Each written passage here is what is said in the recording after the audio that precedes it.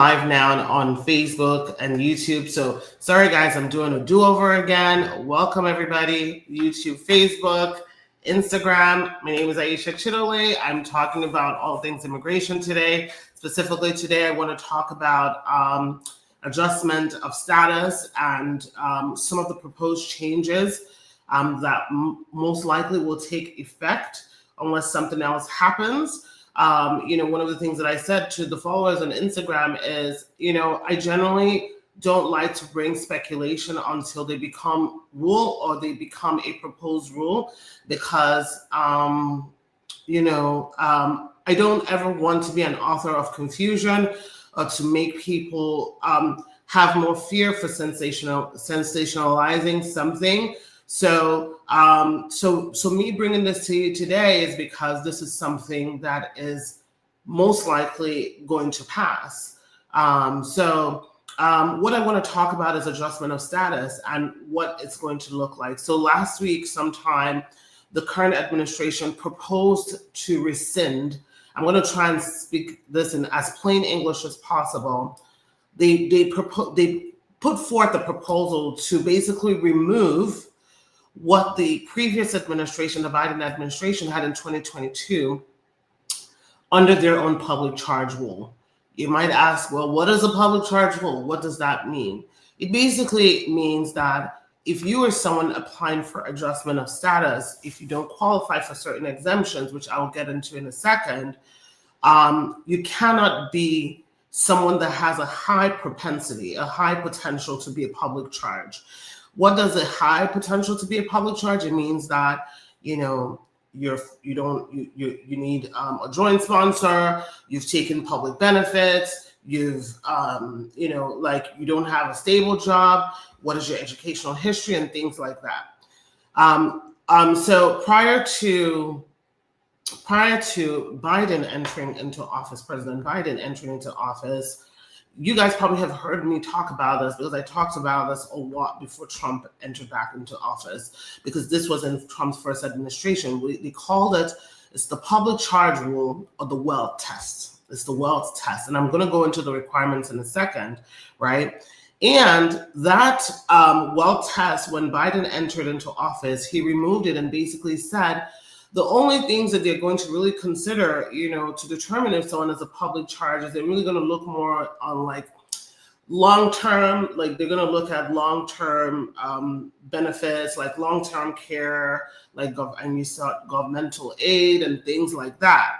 But this new proposed rule is basically saying that is too narrow. And we are going to make it broader and essentially bring back President Trump 1.0 rules of public charge. So what does that look like?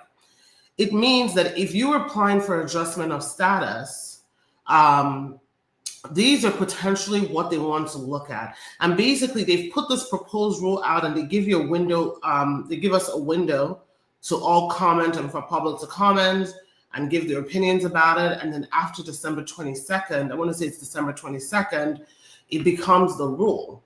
So basically, if you are someone that is on the slippery slope, you want to file now before it becomes rule. Because once it becomes rule, you'll be subject to that new rule. So think about it this way. It's the wealth test. There's a 7-factor. It's been a long time, so I'm going to try as much as possible to remember everything. So basically, this is some of what they look at. So they look at certain things that are going to be considered as positive factors, and some things that are going to be considered as negative factors. So I'm going to start with the negative factors. They're going to look at things like income. Are you from a low income household? Are you going to do you have limited education? What is your ability to speak English and to get a job, right? They're going to look at things like, have you ever taken SNAP benefits? I see someone ask that question, right? So they will look at that if you've taken SNAP, whether it's for your children, whether it's for someone else in your household. As long as that person is in your household, they're going to look at things like, do you need a joint sponsor? What does your joint sponsor contribute, right?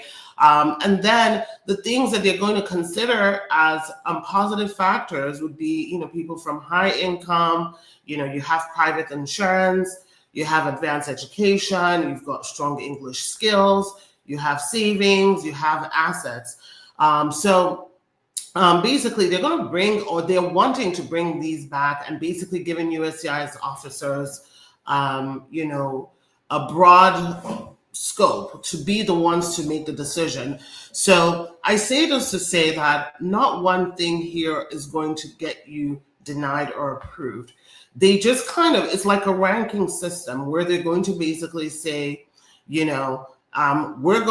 is a positive factor that you have, this is a positive factor that you have, this is a negative factor that you have. For instance, like if they say, okay, this person has, all these health conditions or whatever it is, but then they see that they have private insurance or they see that they have a reasonable income, then that can kind of like cancel that out, right?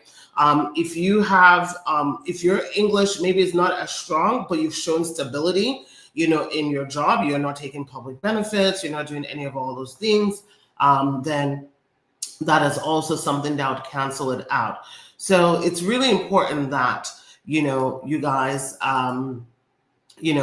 think about these things when you're putting your applications.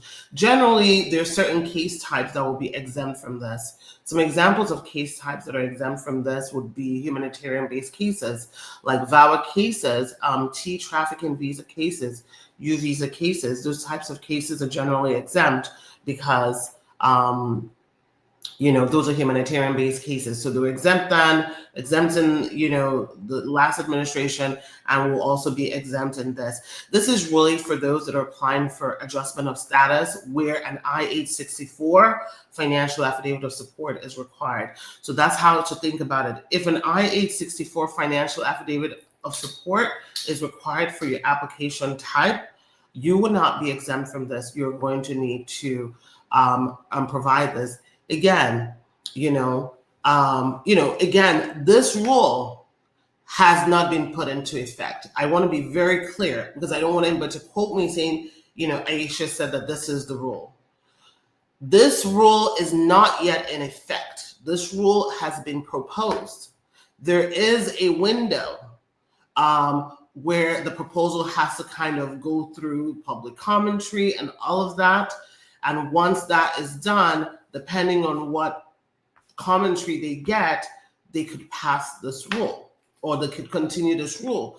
So what does that mean for those of you that are in the application process? If you are in the application process already right now, you're not subject to the new rule, right? You're subject to the 2022 President Biden's rule for adjustment of status. Anyone who applies before the rule takes into effect will also be subject to the 2022 rules. So if you are in the process, getting your applications now so that you can lock in your date before this becomes rule, should it become rule. The reason why, for me, I'm talking about it now is because one, you have a window of opportunity to apply. Number two, because we know that these were things that were in the previous administration, they call it public charge rule, or some people call it the wealth test. So because those things happen in that administration, the odds are that it will happen again. Quite frankly, I think it's actually a little, it's been a little, it's taken longer than I thought it would. To be honest with you, I thought it would take, a shorter time. So make sure that you have your ducks in a row, and you're doing whatever you need to do. Okay. All right, let's get right into it. Zarahel, thank you, Grammar Police. You can log off or, get off the live if my lingo bothers you. Okay, let me answer some of your questions. I'm traveling this week with a green card for 1 month. I'm not sure if you're asking me a question, but as a green card holder, you are permitted to travel, and 1 month is not a red flag or does not indicate in any way that you are,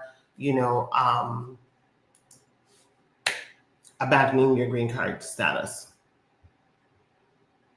Okay, let's see what else I have.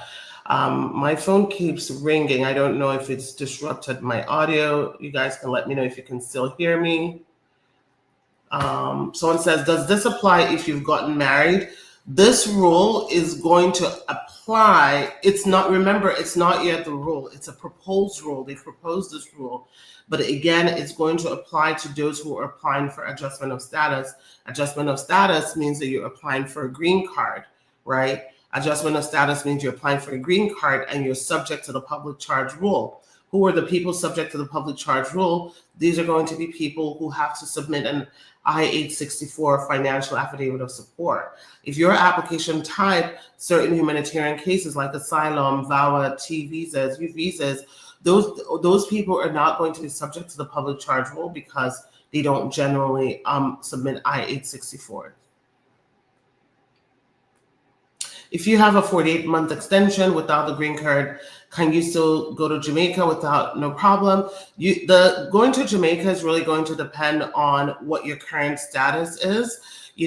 So one of the things that I always say to green card holders who have 2-year conditional green cards, which is essentially what you have, is, well, what did you apply for? Did you apply for a joint filing of removal? Are you and your spouse still together? Is there infidelity going on in your marriage? Have you guys separated? You want to think about all those things and make sure that whatever your current status is what is reflected in your application that you've submitted. Because if it's not, you put yourself at risk that they may, call you into secondary inspection. And them calling you into secondary inspection doesn't necessarily mean they're going to say, okay, go back home. It's just that you're definitely going to be going through a more rigorous entry process. The other thing that I always say to people is, what kind of arrest records do you have or arrest history? There used to be a time where, you submitted your arrest and it wasn't a crime of moral turpitude and you got your green card. Now, you really want to make sure that whatever your history is not something that can cause them to stop you from entering or place you in deportation proceedings. So while this has not happened to any of my clients personally, because most of my clients know that at our firm, we have a policy that, once you retain us and we get you any travel papers or your green card, it's always good and prudent to reach out when you want to travel so we can just make sure based on your status, we can say, it's most likely safe for you to travel or you should wait this one out. So I have a colleague whose client who got a green card, reported the crime, she gave them their criminal disposition from 15 years ago, traveled, and then they came back into the United States and they were detained. So ultimately she was released after, I think a month or so. But just that process was very traumatic, especially because she had a green card and because she had every right to leave the country. Someone is asking, misrepresentation but inspected, does this count as a legal entry? Yes, it counts as a legal entry as long as you were inspected and you have an I-94 proving that you were inspected at entry. Misrepresentation can be a bar to getting a green card if you're not eligible for a waiver. So the first question you need to be asking is, whatever your misrepresentation is, are you eligible for a waiver? There's certain misrepresentation that depending on what you're filing, you're not eligible for a waiver. For instance, if you ever falsely claimed to be a United States citizen, then you will not be eligible for a waiver for many case types. So that's an example of a waiver that you won't be able to get, okay? Okay, let's see, what other questions do we have? This is a good one too. Does the public charge rule apply when you file for naturalization or just green card applications? The public charge rule only applies to green card application. It does not apply to naturalization applications. Someone is asking, what is a call-in letter? A call-in letter is the exact same thing as an interview letter. Some field offices call it a call-in letter. You'll find that mostly in a lot of I-751 cases and sometimes some VAWA cases, especially when the file moved from one field office to another field office. But a call-in letter is basically an interview letter. Someone says, I was told in my dream that you are my sister. That's funny. I only have one sister, but that's funny. Okay, let's see what else. All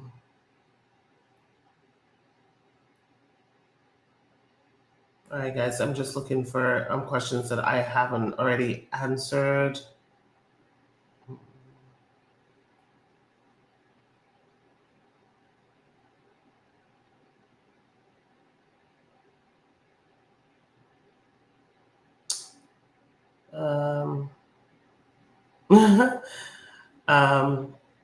Okay. How long does it take after applying for citizenship to get an interview date? The answer depends on your location. So certain locations are super quick. Well, actually, honestly, everyone is really quick right now. But what I mean when I say some are super quick, like where you apply and it takes about 2, 3, 4 months, and then other locations could be 6 or 8 months. But generally right now, in a lot of the cases that we're submitting, we're seeing that they're moving really, really fast in scheduling interviews. So that is a good thing, like it's funny because, I know people sometimes say, oh, my case is taking so long, my case is taking so long. And then when they get this interview scheduled super quickly, they're like, oh my gosh, why is it so quick?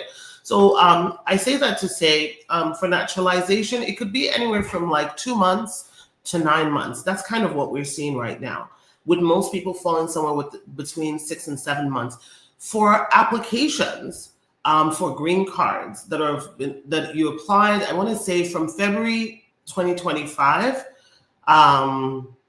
to date, we're also seeing that those cases are being processed much quicker. So they're being scheduled for interviews within 6 to 8 months, a lot of those cases as well. I know that there are people who applied before that are going to be like, well, how come mine hasn't been scheduled? Again, I'm only talking about cases that were applied for from February 2025. Those cases are being adjudicated faster. And, because USCIS has created new service centers, they're now calling them SCOP, SCOP, who are processing these and giving out the receipts quicker. That's more recently. So for those people, they're going to see the adjudication faster. And those receipt notices that started coming quickly started in September, because I know there are going to be those of you that are going to be like, well, I submitted my case in April and it took 4 months. Again, those were for those cases, any cases that were submitted, especially humanitarian-based cases that were submitted after September, when they changed the service center. Those cases are getting their receipts really quickly. Sorry, guys. I'm still recovering from my cold, so it's hard to talk for a long time. Okay. Last June, in June of 2025, I did an I-130 for my spouse. We will need to do a 601A once it's approved. It will be a while. Are we subject to this rule? If it passes, my handicapped child is on Medicaid for therapy. Again, I just want to make sure you remember that this rule has not passed yet, and this rule applies when you're applying for adjustment of status. This is specifically what I'm talking about, adjustment of status. If you are doing a 601A waiver, what you will be doing is consular processing, meaning outside the United States. We don't know yet, or we've not received any notice on what they're going to do on the consular side, but in this administration's first go around in 2016 to 2020, they had a consular version of this, so it's possible, but as of today, the answer is it doesn't exist. So I can't tell you if it will happen or not, because it doesn't exist. Someone said my extension is up. What do I do next? If you were talking about your I-751 extension, what you do next is you schedule an info pass with USCIS, and you specifically request an added stamp, ADIT. So basically that is them putting a temporary 1-year green card stamp on your passport while your case continues to be processed, and while it's still pending. I have a 10-year green card based on VAWA. Can I file for my wife, and can she get work authorization without leaving the country? Well, the answer is really going to depend on your wife's status, okay? It depends on your wife's status. When did you get your 10-year green card? That's number one. Number two, if your wife is out of status, she will not be eligible for adjustment of status while she's in the United States. You, as a green card holder, the only person that you can file for an adjustment of status while they're in the United States, they must meet two criteria. They must be in status at the time you file for them, and the visa bulletin must be current. Speaking of the visa bulletin, and good news about the visa bulletin, the December visa bulletin is out, and so anyone basically who filed their I-130 prior to November 22nd, 2025, the visas, and you're trying to adjust your status, meaning here in the United States, the visa bulletin is correct. So if you have a receipt date of November 22nd, 2025 or earlier, you would be able to file for adjustment of status after December 1st. If you are a VAWA applicant and you're married to a green card holder, if you submit your VAWA application, or if you submitted your VAWA application before November 22nd, 2025, you will finally be able to add your adjustment of status application as of December 1st this year. If you're a VAWA applicant and your spouse filed an I-130 for you, but that case was denied or abandoned, you can use that receipt number if it was before November 22nd, 2025 to apply for adjustment of status under your VAWA, even though you were married or are married to a green card holder.